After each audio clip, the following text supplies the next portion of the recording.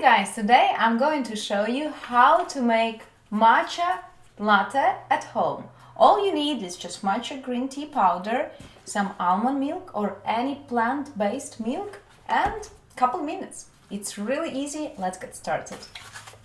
Just about this amount.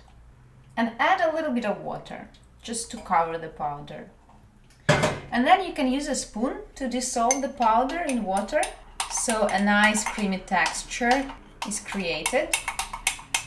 Add a little bit more water and mix it one more time.